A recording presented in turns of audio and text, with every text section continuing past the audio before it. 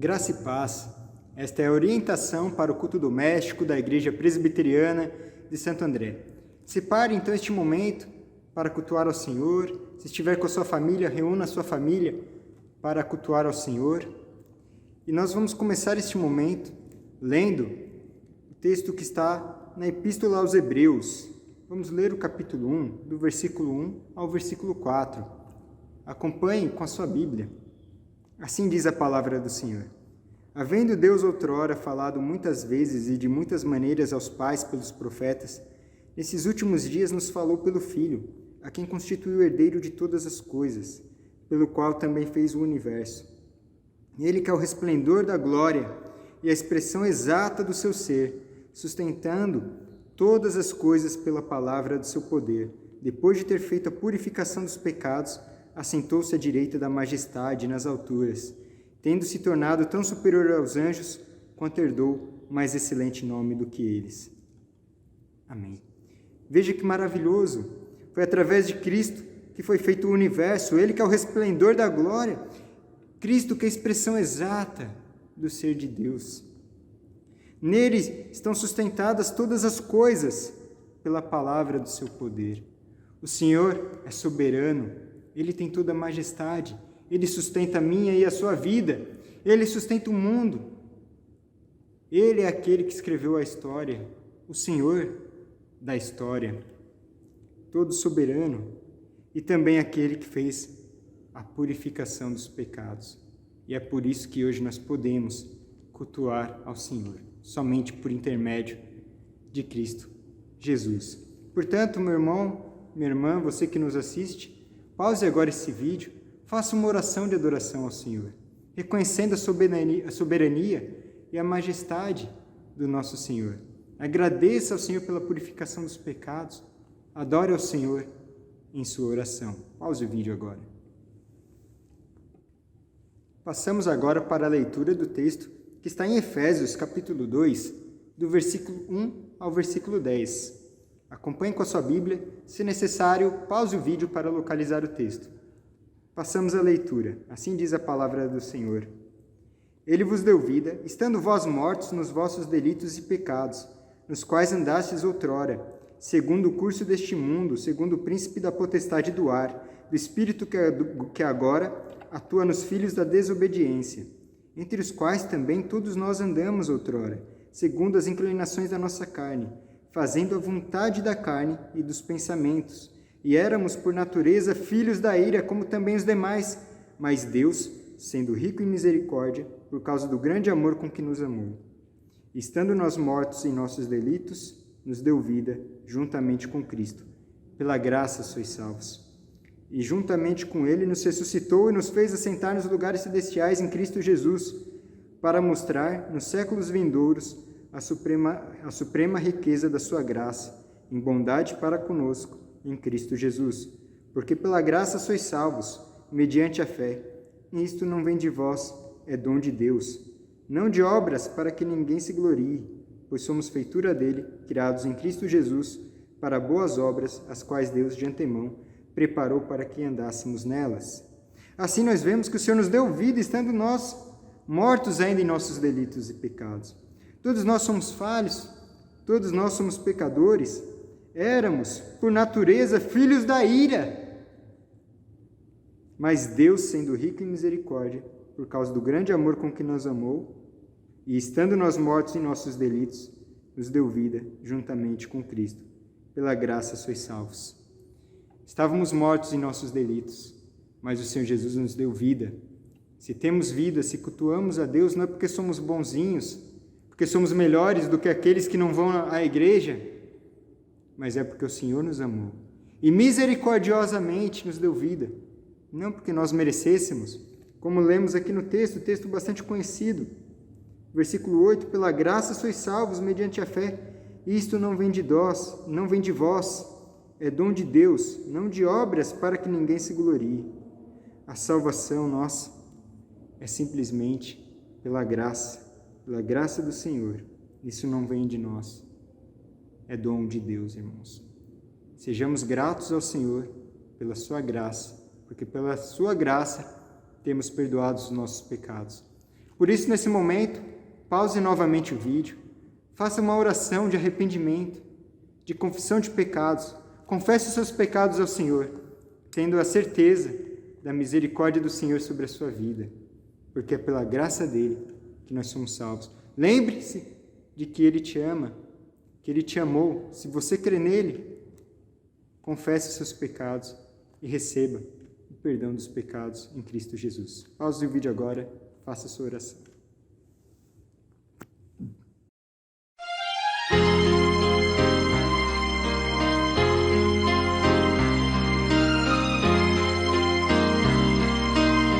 Se sofrimento te causei, ó Deus, e ao meu exemplo fraco tropeçou, e eu não andei nos bons caminhos teus, perdão, Senhor.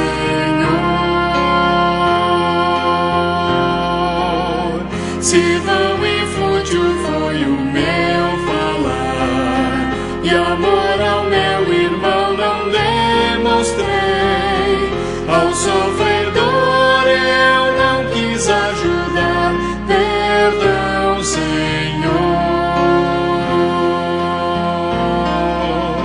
Se negligente foi o meu viver, sem me dispor a pelejar por ti, e firme em teu trabalho eu não quis ser, perdão, Senhor. Escuta, ó Deus, a minha oração, e vem livrar-me do pecado vil, renova este pobre coração, amém, Senhor.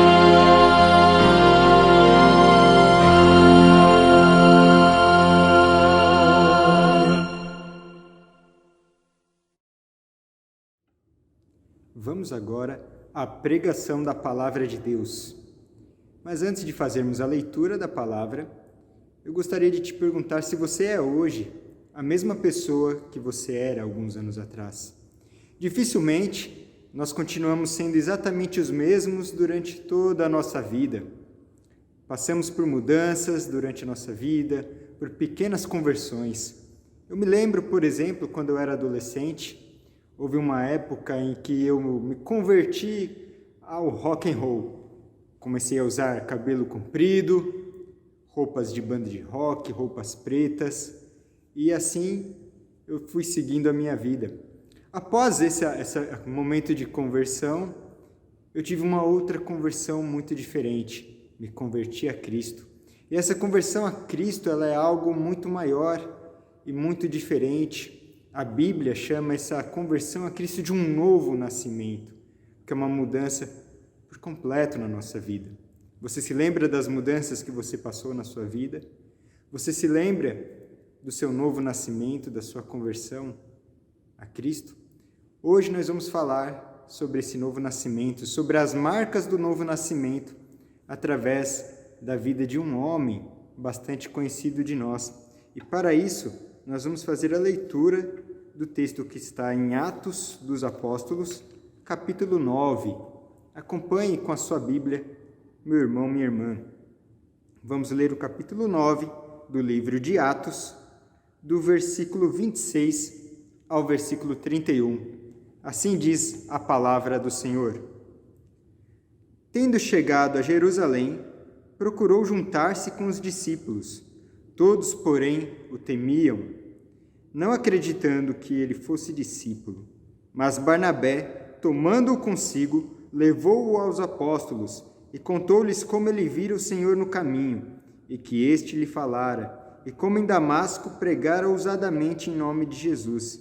Estava com eles em Jerusalém, entrando e saindo, pregando ousadamente em nome do Senhor.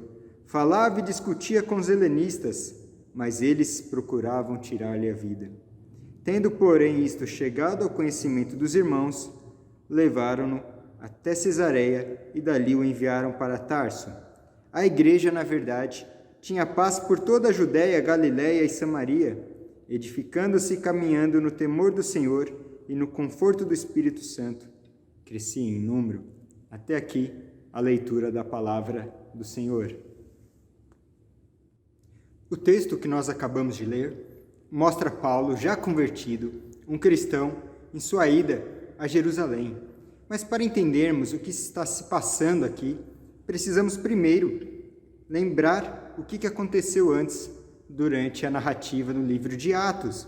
Por isso, irmãos, vamos rapidamente dar uma boa olhada no livro de Atos dos Apóstolos para relembrarmos o que aconteceu desde o início até o capítulo 9. Sugiro a você, meu irmão, minha irmã, que leia com calma na sua casa o livro de Atos, leia do capítulo 1 até o versículo 9, de preferência, leia o livro inteiro. Também, às terças e quintas, nas nossas reuniões de oração, nós estamos tendo as nossas devocionais no livro de Atos. Por isso, fica o convite para você que está assistindo participar conosco. Então vamos, irmãos, rapidamente ver o que aconteceu anteriormente. Em Atos capítulo 1, no versículo 8, o Senhor Jesus diz aos seus discípulos que receberiam poder ao descer sobre eles o Espírito Santo. E diz o Senhor Jesus: e sereis minhas testemunhas, tanto em Jerusalém como em toda a Judéia e Samaria e até os confins da terra. Guarda essa informação. Em Atos capítulo 2, nós temos a descida do Espírito Santo. As primeiras conversões, 3.000 são batizados, e vemos como o Espírito Santo então vai capacitando a igreja para a pregação do Evangelho. Não é à toa que muitos chamam este livro de Atos dos Apóstolos de Atos do Espírito Santo, porque são os atos do Espírito Santo dirigindo e guiando a igreja na pregação do Evangelho. Assim, o Evangelho vai crescendo, Pedro e João passam por certa perseguição, chegam a ser presos, são soltos, a igreja continua a crescer. Temos também sobre a forma como a igreja era unânime, como eles tinham tudo em comum, como a igreja era unida. Temos no capítulo 5 sobre Ananias e Safira, que tentam mentir contra o Espírito Santo e acabam falecendo. A igreja continua crescendo. No capítulo 6 temos a instituição dos diáconos na igreja. Entre eles, é importante frisarmos a escolha de Estevão. No capítulo 6, versículo 5, temos Estevão citado como um dos escolhidos, e a palavra de Deus crescia. No versículo 8 do capítulo 6, vemos que Estevão, cheio de graça e poder, fazia prodígios e grandes sinais entre o povo. Porém, alguns da sinagoga quiseram prender a Estevão, levaram Estevão então diante do sinédrio para acusá-lo, para discutir com ele. Estevão faz uma defesa minuciosa, apresentando o Senhor Jesus a partir do Antigo Testamento, mostrando o Senhor Jesus como Messias, como Salvador, como Filho de Deus. Atos capítulo 7, do versículo 54 ao 59. Ouvindo eles isto, enfureciam-se no seu coração e rilhavam os dentes contra ele. Mas Estevão, cheio do Espírito Santo, fitou os olhos no céu e viu a glória de Deus e Jesus que estava à sua direita, e disse: eis que vejo os céus abertos e o Filho do Homem em pé à destra de Deus. Eles, porém, clamando em alta voz, taparam os ouvidos e unânimes arremeteram contra ele, e lançando-o fora da cidade, o apedrejaram. As testemunhas deixaram suas vestes aos pés de um jovem, Saulo, e apedrejavam Estevão, que invocava e dizia: Senhor Jesus, recebe o meu espírito. Após Estevão, então, fazer sua defesa, pregando a respeito de Cristo Jesus, ele é apedrejado. Aqui está escrito que aqueles homens, aqueles religiosos, tapavam os ouvidos, rilhavam os dentes, praticamente rosnavam ali contra Estevão, enfurecidos contra Estevão. E dentre eles nós temos a citação de Saulo, que muito provavelmente fazia parte do sinédrio, daqueles que estavam acusando também a Estevão. Está escrito que Saulo, no capítulo 8, versículo 1, Saulo consentia na sua morte. Saulo e Paulo são a mesma pessoa. Algumas pessoas fazem uma certa confusão de que Deus teria mudado o nome de Saulo para Paulo após a sua conversão, mas na verdade não. Saulo seria o nome judeu de Paulo e Paulo o seu nome romano. Mas nós vemos aqui que Saulo então estava consentindo na morte de Estevão. Em seguida, nós vemos que a morte de Estevão não foi em vão. Ele viu os céus abertos, foi para o Senhor, e naquele dia levantou-se grande perseguição contra a igreja em Jerusalém, e todos, exceto os apóstolos, foram dispersos pelas regiões da Judéia e Samaria. Olha só o que mais. No versículo 4 do capítulo 8. Entre mentes, os que foram dispersos iam por toda a parte, pregando a palavra. Através da perseguição que se levantou com a morte de Estevão, a igreja foi dispersa. Muitos cristãos precisaram fugir, porém esses que fugiam, eles iam justamente sendo testemunhas do Senhor, na Judéia e na Samaria, cumprindo a palavra do Senhor. O Senhor, nosso Deus, continuava sendo o Senhor da história, como Ele sempre foi e como Ele é ainda hoje. Vemos também no versículo 3, que Saulo, porém, assolava a igreja, entrando pelas casas e arrastando homens e mulheres, encerrava-os no cárcere. Essa palavra assolava é uma palavra que só aparece uma vez no Novo Testamento e que no Antigo Testamento era usada a respeito dos animais selvagens que assolavam as cidades, que despedaçavam homens, mulheres. E assim, Paulo é retratado como um animal feroz que procurava despedaçar a igreja. Após a morte de Estevão, Paulo seguiu perseguindo a igreja como um animal feroz. Em seguida, então, no capítulo 9, no versículo 1, nós vemos que Paulo, respirando ainda ameaças e morte contra os discípulos do Senhor, dirigiu-se ao sumo sacerdote e lhe pediu cartas para as sinagogas de Damasco, a fim de que, caso achasse alguns que eram do caminho, assim homens como mulheres, os levasse presos para Jerusalém. Então, não satisfeito com a perseguição que estava havendo, ele quis ir atrás também daqueles que haviam fugido, daqueles que estavam dispersos, daqueles que haviam fugido para Damasco, pediu cartas para que pudesse prendê-los, como um animal feroz assolava a igreja. Porém, nós temos até o versículo 9 a forma como o Senhor Jesus, então, intervém na história de Paulo.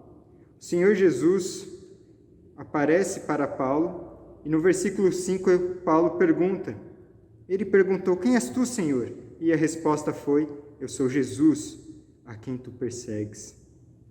O Senhor Jesus se revela para Paulo e naquele momento ele deixa então de ser um animal feroz. No versículo 8, ainda do capítulo 9, diz que então se levantou Saulo da terra, abrindo os olhos nada podia ver, e guiando pela mão levaram-no para Damasco. Aquele que antes era um animal feroz assolando a igreja, agora humilhado, era guiado, cego por aqueles que o acompanhavam, guiado pela mão. Diante do Senhor não há animal feroz. O Senhor é o soberano das nossas vidas e o Senhor é soberano sobre a sua igreja. Mesmo existindo ainda hoje muitos que querem despedaçar a igreja, o Senhor continua sendo soberano. Então, do versículo 10 ao versículo 19, temos a aparição do Senhor Ananias, que manda que Ananias fosse até Saulo, orasse por ele. O Senhor fala para Ananias a respeito da disposição de quem Paulo se tornaria. O Senhor disse no versículo 15, mas o Senhor lhe disse: vai, porque este é para mim um instrumento escolhido para levar o meu nome perante os gentios e reis, bem como perante os filhos de Israel, pois eu lhe mostrarei quanto lhe importa sofrer pelo meu nome. No versículo 18, após a oração de Ananias, lhe caíram dos olhos como que umas escamas, e tornou a ver. A seguir levantou-se e foi batizado. Saulo então foi ali convertido. Ananias obedeceu ao Senhor, e após a oração de Ananias, Paulo foi batizado, creu no Senhor Jesus, passou a ser um irmão da igreja. E aí, após essa conversão, ele começa a pregar em Damasco, passa a pregar em toda a região, pregando a Jesus, no versículo 20, afirmando que este é o Filho de Deus. Paulo, então, que antes era um perseguidor, passa a ser perseguido, porque decorrido muitos dias ali, os judeus deliberaram entre si tirar-lhe a vida, e no versículo 25, seus discípulos tomaram-no de noite, colocando-no num cesto, desceram-lhe pela muralha. Ele que antes perseguia, passa a ser perseguido, precisa fugir de Damasco, então ele vai para Jerusalém. E assim chegamos no texto que lemos e vamos passar a falar a respeito deste texto a partir de agora. Assim, então, no texto que passamos a ver, tendo chegado a Jerusalém, procurou juntar-se com os discípulos. Primeira marca que nós podemos ver, então, Paulo como alguém que nasceu de novo, como um novo convertido. Depois de ter pregado o Evangelho, ele tinha o desejo de juntar-se com os discípulos. Havia nele o desejo de fazer parte da igreja. Da mesma forma, irmãos, nós, ao chegarmos ao conhecimento do Senhor, quando nascemos de novo, passamos a ter o desejo de estar perto de outros que também nasceram novamente. Ninguém pode andar sozinho, ninguém pode ser igreja sozinho. E nós vemos isso em Paulo. Ele chegou em Jerusalém e ele poderia simplesmente sair pregando livremente. Ele poderia ter pensado, bom, agora que eu conheço o Senhor Jesus, eu vou seguir sozinho numa carreira solo pregando o Evangelho. Mas não é isso que Paulo faz. Ao chegar em Jerusalém, ele procurou juntar-se com os discípulos. Só que ele teve uma certa dificuldade. Todos, porém, o temiam, não acreditando que ele fosse discípulo. A igreja temia a Paulo, sabiam da fama dele, de como ele assolava a igreja, e por isso tentavam fugir, queriam distância de Paulo, não acreditavam que ele havia se convertido de fato. E essa é uma atitude, até mesmo com uma certa sabedoria da igreja. Afinal, nós vemos na introdução que esse temor que a igreja nutria a respeito de Paulo não era à toa. Paulo havia feito realmente coisas muito ruins contra a igreja. Assolava, de fato, a igreja. E a igreja precisava ter esse cuidado com relação a Paulo. Até hoje, em regiões onde a igreja é perseguida, os irmãos precisam ter cuidado, porque muitas vezes agentes do governo se infiltram na igreja na intenção de prender os seus líderes, de perseguir os seus líderes. Então é necessário, de fato, cuidado. E a igreja, não era à toa que a igreja estava temendo a Saulo. Porém, da mesma forma que é importante o desejo de Paulo de fazer parte, foi importante o desejo de Barnabé em recebê-lo. No versículo 27 está escrito: mas Barnabé, tomando-o consigo, levou-o aos apóstolos e contou-lhes como ele vira o Senhor no caminho, e que este lhe falara, e como em Damasco pregara ousadamente em nome de Jesus. Se levanta então Barnabé ali com coragem, toma Paulo consigo, vai apresentá-lo à igreja e dá um testemunho a respeito de Paulo, de como ele havia visto o Senhor, como o Senhor havia falado com ele, de como ele havia se convertido, como ele estava pregando ousadamente a Jesus Cristo em Damasco. É importante que nós, ao conhecermos o Senhor Jesus, tenhamos o desejo de fazer parte da igreja. E é importante que nós, como igreja, também tenhamos o desejo de receber pessoas. A partir do momento que viram que Paulo não era de fato uma ameaça para a igreja, ele foi recebido. Vemos no versículo 28, estava com eles em Jerusalém, entrando e saindo, pregando ousadamente em nome do Senhor. Ele foi recebido pela igreja, começou com Barnabé, que deu o testemunho dele, e passou a ser recebido. Quão importante é, meu irmão, minha irmã, que nós estejamos prontos para receber aqueles também que vêm à igreja. Muitas pessoas vêm à igreja para adorar ao Senhor, para conhecer mais a respeito do Senhor. Muitos vêm sozinhos e precisam ser recebidos. Eu lembro quando eu cheguei na igreja presbiteriana de Santo André, através de uma pesquisa no Google, sozinho vim até a igreja, e o quão importante foi para mim que alguns irmãos me receberam, conversaram comigo. Isso fez muita diferença. Precisamos estar prontos, irmãos, para acolher aqueles que chegam até nós na nossa igreja. Precisamos estar prontos para dar testemunho do Senhor Jesus para essas pessoas. Estejamos atentos nos nossos cultos, ao avistarmos algum visitante, alguém que nós não conhecemos, de ir lá conversar, acolher essa pessoa que está chegando até nós. Uma segunda marca, então, que nós podemos ver no novo nascimento é o desejo de proclamar a Cristo, o desejo de pregar a Cristo. Logo em Damasco, após a conversão, nós já vimos que Saulo pregava nas sinagogas a Jesus, afirmando que este é o Filho de Deus. No versículo 28, em Jerusalém, nós vimos que estava com eles em Jerusalém, entrando e saindo, pregando ousadamente em nome do Senhor Jesus.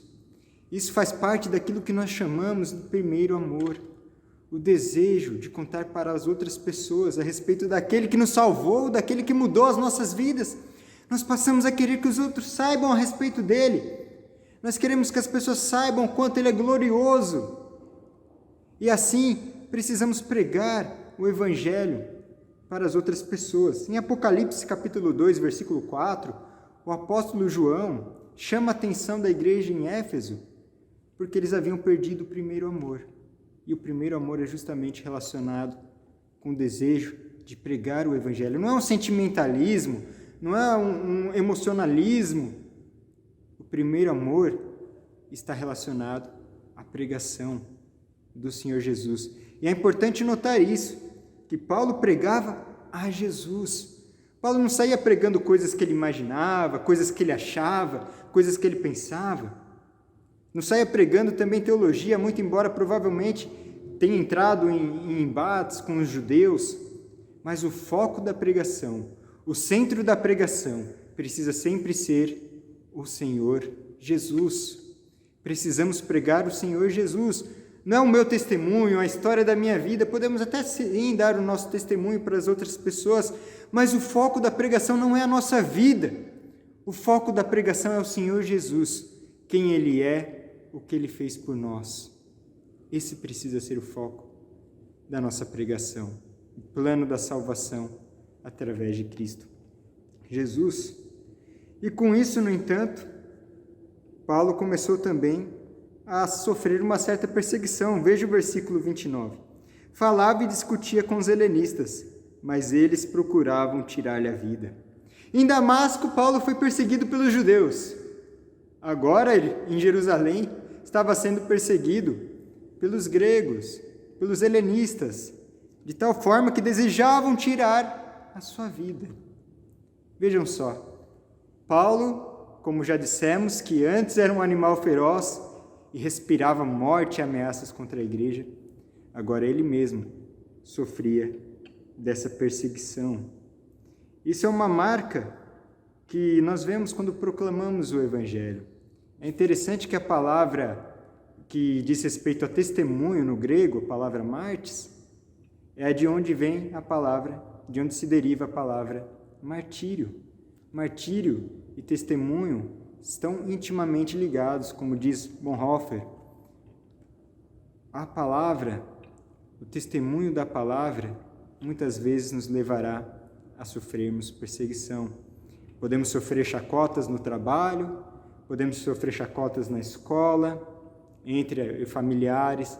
Pode acontecer até mesmo coisas piores, mesmo no Brasil, ameaças de demissão e coisas parecidas. É possível que tudo isso venha até mesmo a piorar, mas não podemos cessar de pregar o Evangelho ousadamente.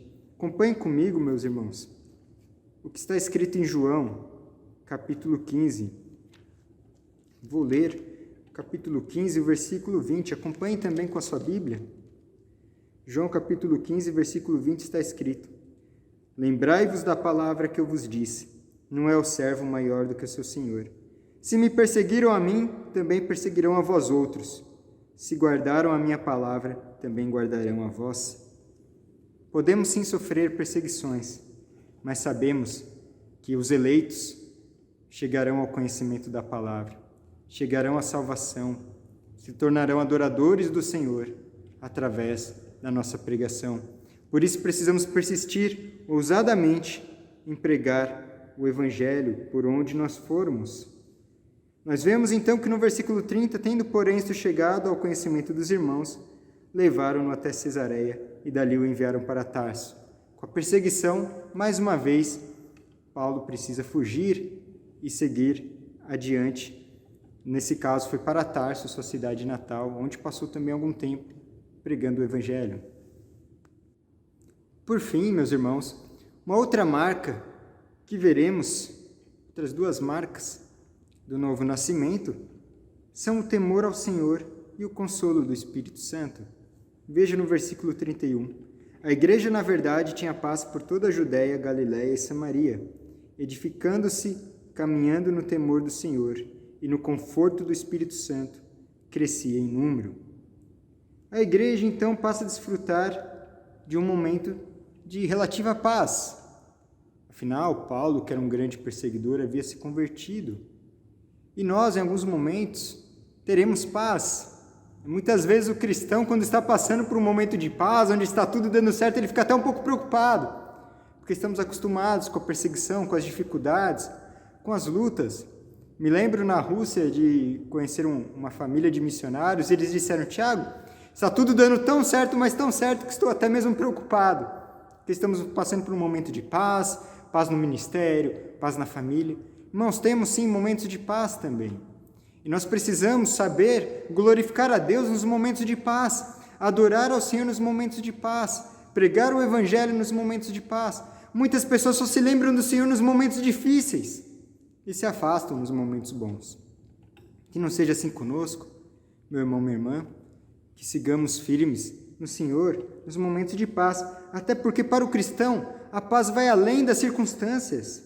Em Filipenses capítulo 4, versículo 7, a palavra fala a respeito da paz que o Senhor nos dá, que excede todo entendimento. A paz que nós cristãos temos é uma paz que não depende das circunstâncias, se tudo vai bem ou se tem alguma coisa indo mal. Mas a nossa paz está firmada justamente no consolo do Espírito Santo, que nos capacita a prosseguir dia a dia. Passamos por momentos de tristeza, de angústia, mas temos no Espírito Santo o consolo e a paz que nós precisamos. E assim a igreja ia edificando-se também. Se edificava no temor ao Senhor. Acompanhe comigo, segunda carta de Paulo aos Coríntios, capítulo 3, vamos ler o versículo 18. Segunda carta de Paulo aos Coríntios, capítulo 3, versículo 18, diz: E todos nós, com o rosto desvendado, contemplando como por espelho a glória do Senhor, somos transformados de glória em glória na sua própria imagem, como pelo Senhor, o Espírito. Nós, após o novo nascimento, somos transformados, regenerados pelo Senhor, pelo próprio Espírito. Somos então transformados, somos edificados pelo Espírito Santo e assim caminhamos no temor ao Senhor. Como dissemos anteriormente na pregação em Gênesis capítulo 12, a vida cristã é uma caminhada, a vida cristã não é estática. Somos consolados pelo Espírito, somos edificados pelo Espírito, mas caminhamos no temor do Senhor. Como está escrito no versículo 31, caminhando no temor do Senhor e no conforto do Espírito Santo, crescia em número.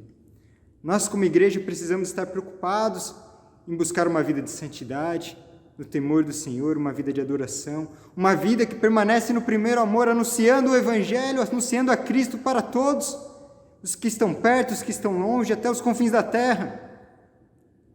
E então, o crescimento de número vem do Senhor, para a glória do Senhor. Nosso foco não precisa ser o número, não deve, aliás, ser o número. O nosso foco é caminhar com o Senhor, caminhar para a glória do Senhor. Muitas igrejas acabam abandonando o temor ao Senhor, preocupados com números, na ideia de que para ter números vale fazer qualquer coisa, o que importa é o que dá certo, e muitos acabam se afastando da palavra. Não, um novo nascido caminha no temor do Senhor, preocupado em obedecer a palavra, crendo no Senhor Jesus. Para concluir, meus irmãos, farei a leitura de João, do Evangelho de João, capítulo 3, do versículo 5 ao versículo 8. Diz assim a palavra do Senhor: Respondeu Jesus: em verdade te digo, quem não nascer da água e do Espírito não pode entrar no reino de Deus. O que é nascido da carne é carne, e o que é nascido do Espírito é Espírito. Não te admires de eu te dizer, importa-vos nascer de novo. O vento sopra onde quer, ouves a sua voz, mas não sabes de onde vem, nem para onde vai. Assim é todo o que é nascido do Espírito. Precisamos, meus irmãos, nascer do Espírito. Se você já é nascido do Espírito Santo, cuide em ter as marcas de um novo nascimento. O desejo de juntar-se, o desejo de receber bem as pessoas que vão chegando, o desejo de proclamar o Evangelho, de proclamar a Cristo, o temor ao Senhor, o consolo do Espírito Santo. E então, busquemos ter essas marcas na nossa vida e resplandecer o Senhor Jesus. Mas se você ainda não entregou-se ao Senhor Jesus, ainda não confessou ao Senhor Jesus como Senhor da sua vida, creia no Senhor Jesus. É necessário nascer de novo. Uma nova vida, uma nova estrutura. Aquele que é nascido da carne é carne, o que é nascido do Espírito é Espírito. Precisamos nascer do Espírito Santo de Deus em uma nova vida para a honra e glória do Senhor Jesus. Que assim seja com a igreja e com cada um de nós. Amém.